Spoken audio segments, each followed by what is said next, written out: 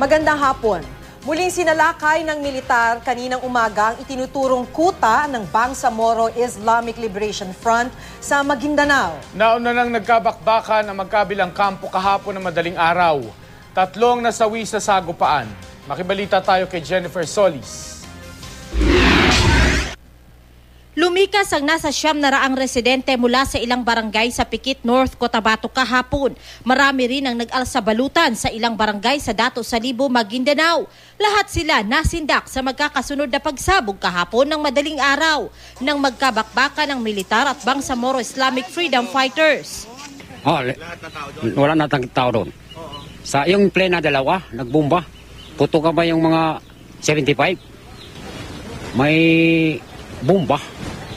Linggo ng gabi, sunod-sunod na pumasok ang malaking pwersa ng mga sundalo at pulis sa boundary ng North Cotabato at Maguindanao.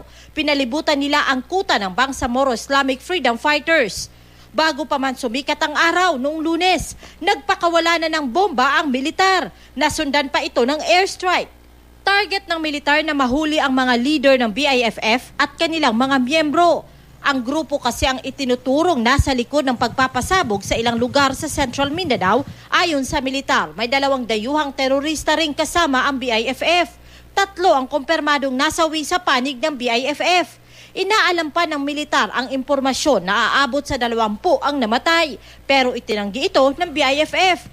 Pinabulaanan din ng grupo na kumakanlong sila ng mga banyagang terorista at sila ang nasa likod ng mga naunang pambubomba.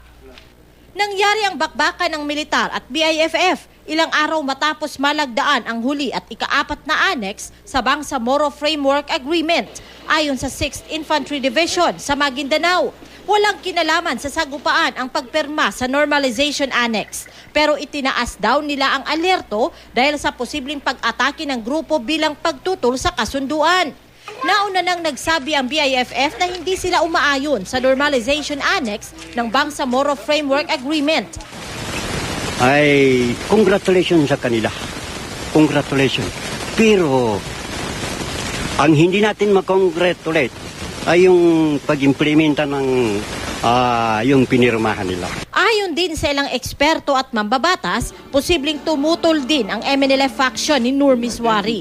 Wala pang pahayag dito ang grupo ni Miswari. Ang MNLF SEMA faction naman, nagsabing susubukan pa rin nilang buhayin ang 1996 Peace Agreement na pinirmahan ng MNLF at gobyerno. Nauna nang sinabi ni MILF Chief Negotiator Mohager Iqbal na papatignan nila sa Transition Commission ang 1996 Final Peace Agreement. The Bangsamoro Transition Commission, which happens to be me as chair, is tasked to look at the 1996 agreement and see what are the elements in the 1996 agreement that can be inputted in the Bangsamoro Basic Law that we are going to craft. Bubusisihin din ng Senado kung nakonsulta sa kasunduan ang lahat ng stakeholders gaya ng MNLF at kung may mga probisyong lalabag sa konstitusyon. Jennifer Solis, Nagbabalita, Pilipinas.